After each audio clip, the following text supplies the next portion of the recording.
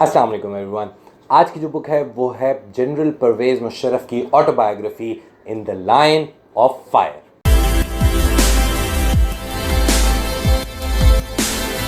Time magazine के मुताबिक general Parvez Musharraf जब पावर में आए 1999 में और उसके बाद उन्होंने 2008 तक अपनी हुकूमत कायम रखी किसी न किसी तरीके से, उन्होंने 2006 में अपनी एक autobiography in the line of fire जो है वो पब्लिश की। और ये बहुत कम देखा गया है कि कोई बंदा जो पावर में हो और वो अपनी ऑटोबायोग्राफी लिखे। तो हुआ ये कि उन्होंने जो है ये किताब जो है वो लिखी और उसमें बताया कि किस तरह वो जो है 1999 में एक कू के ज़रिए पावर में आए। ऑल्दो वो उस कू को जो है वो काउंटर कू कहते हैं। वो कहते हैं कि जी मेरे ख़िलाफ़ कू हुआ था तो मैंने उसका काउंटर कू किया। और वो उस ज़माने में कोएस भी थे और आर्मी के हेड भी थे, लेकिन उनके मुताबिक ये उनका करना नहीं था। तो काफ़ी चीज़ें हैं जो हम इस बुक में बताएंगे। सबसे पहले स्टार्ट करते हैं, जो किताब उन्होंने 2 पार्ट्स में डिवाइड की हुई है। स्टार्ट में वो अपनी पर्सनल लाइफ के बारे में थोड़ी सी बात करते हैं, फिर एंड में वो अपनी रूलिंग और जिस तरह वो पाकिस्तान में जो है हुकूमत करते रहे उसके बारे में बात करते हैं। वो सबसे पहले बताते हैं कि किस तरह उन पर 2 असैसिनेशन अटैम्प्ट्स हुई और वो उनमें बाल बाल बचे। इसके अलावा वो शौकत अजीज़ पर जो असैसिनेशन अटैम्प्ट हुई, वो जो बाद में शौकत अजीज़ प्राइम मिनिस्टर बने, उसके बारे में भी अपनी किताब में बात करते हैं।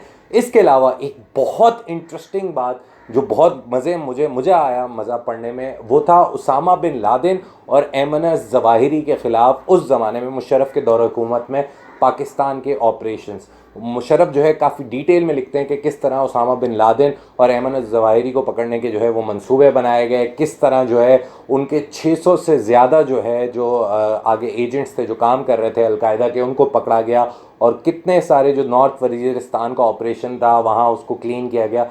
वो ऑपरेशंस की बात करते हैं कि किस तरह आर्मी ने जो है बड़ी कोशिश की और बड़ी मेहनत से जो है टेररिस्ट का सफाया किया।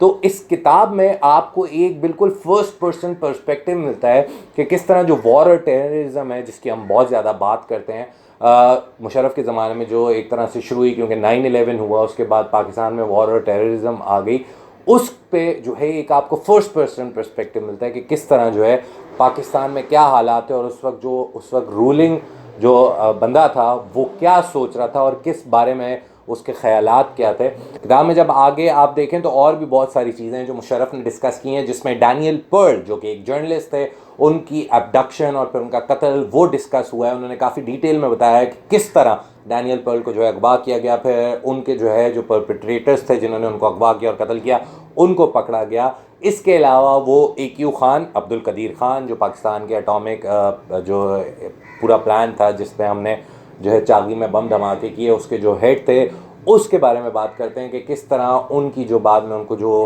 हाउस अरेस्ट पे रखा गया, किन वजूहात पे रखा गया, पाकिस्तान को कब पता चला कि वो जो है वो अपने न्यूक्लियर सीक्रेट्स बेच रहे थे और पाकिस्तान उस वक्त क्या कर सकता था, वो इक़दामात उन्होंने बताए हुए हैं। तो अब्दुल कदीर खान जो है वो काफ़ी डिटेल में जो है डिस्कस हुए हैं इस किताब में, मुशर्रफ ने जो किए हैं। इसके अलावा in the line of fire में जो इंटरेस्टिंग पॉइंट्स हैं वो ये हैं कि किस तरह मुल्ला उमर से जो है वो पीस टॉक्स की कोशिश की गई मुशर्रफ के टाइम में, उनको कन्विंस करने की कोशिश की गई कि जी वो टेररिज्म छोड़ दें और शायद कोई एक्टिंग में करियर बना लें, लेकिन मुल्ला उमर जो है उसके बारे में काफ़ी डिटेल में बात की जाती है।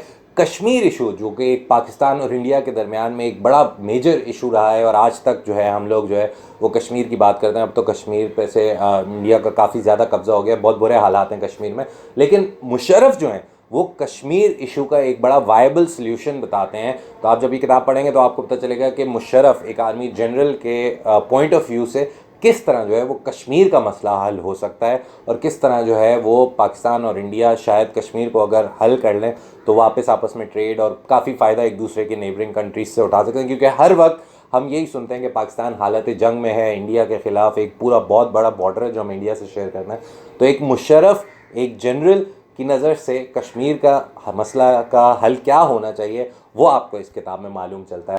इसके अलावा जो मेन थीम्स हैं इस किताब में जो कवर की गई हैं वो हैं, सबसे पहले तो मैं जो इंटरेस्टिंग पॉइंट है वो बताना चाहूँगा। मुशर्रफ जो हैं वो वेमेन इमांसिपेशन के बड़े हक़ में थे। वो 1979 का जो हुदूद लॉ है, हुदूद ऑर्डिनेंस है, उसको ख़त्म करने की बात करते हैं कि किस तरह जो है वो बड़ा एक ड्रेकोनियन सा लॉ है और उसको ख़त्म करना चाहिए। इसके अलावा वो ये बात करते हैं कि औरतों की जो है वो पाकिस्तान की पॉलिटिक्स में और बाकी हर फील्ड में किस तरह औरतों को सामने लाया जाए तो पाकिस्तान जो है वो तरक्की कर सकता है। एक और थीम जो मुशर्रफ अपनी इस किताब में कवर करते हैं वो है इज़राइल की। वो कहते हैं कि पाकिस्तान जो इज़राइल को हम जो है एलियन कंट्री मानते हैं। आपने देखा होगा, आप अगर पासपोर्ट देखें तो उस पर लिखा होता है कि आप पासपोर्ट पे कहीं भी जा सकते हैं, इज़राइल नहीं जा सकते क्योंकि पाकिस्तान इज़राइल को एक्सेप्ट नहीं करता एज अ कंट्री। तो उसमें वो ये भी मसला का हल बताते हैं। वो कहते हैं कि अगर हम इज़राइल से मतलब किसी तरह भी मीडिएट करके अगर पैलेस्टाइन को एक वायबल कंट्री, एक आज़ादी दिला के पैलेस्टाइन को एक कंट्री बना दें तो फिर शायद रास्ता हमवार हो जाए और पाकिस्तान जो है वो इज़राइल को जो है एक अलग से मुल्क मान सकता है। ये उन्होंने एक सेटिंग पेश की है कि सिर्फ इस हक में कि अगर पैलेस्टाइन को एक अलग कंट्री बनाया जाए तो इज़राइल को भी हम पाकिस्तानी एज कंट्री मानने को तैयार हो सकते हैं। लास्टली जो theme in the line of fire में डिस्कस हुई है वो है डेमोक्रेसी। जाहिर है वो एक डिक्टेटर थे, वो एक कू के ज़रिए आए थे, फिर बाद में वो प्रेसिडेंट भी बने, उन्होंने 2 पोस्ट भी रखी, हमने वहाँ प्रेसिडेंट ऑफ पाकिस्तान भी रहे, कोएस भी रहे। तो वो डेमोक्रेसी को बड़ी डिटेल में डिस्कस करते हैं कि किस तरह जमहूरियत जो है वो पाकिस्तान में हमेशा लंगड़ी रही है। एक डिक्टेटर के मुंह से ये बात सुन के बड़ी फ़नी लगती है, लेकिन स्टिल वो कुछ जगह पर काफ़ी समझदारी वाली बातें भी करते हैं कि किस तरह एक डेमोक्रेसी को रन होना चाहिए। और उनसे पहले जो नवाज शरीफ और बेनज़ीर भुट्टो की गवर्नमेंट रही है, शहीद बेनज़ीर भुट्टो की, वो उसके बारे में भी बात करते हैं कि किस तरह उन्होंने डेमोक्रेसी को इस्तेमाल किया अपने कामों के लिए, अपने गेंस के लिए, अपने एंड्स के लिए। और वो कहते हैं कि अगर डेमोक्रेसी पाकिस्तान में बिल्कुल सही तरीके से आ जाए तो पाकिस्तान जो है वो काफ़ी तरक्की कर सकता है। तो ये जी कुछ मेन थीम्स थी जो in the line of fire में डिस्कस हुई हैं। अगर आपको टाइम मिले और अगर आपको ये किताब मिले तो आप ये ज़रूर पढ़िए।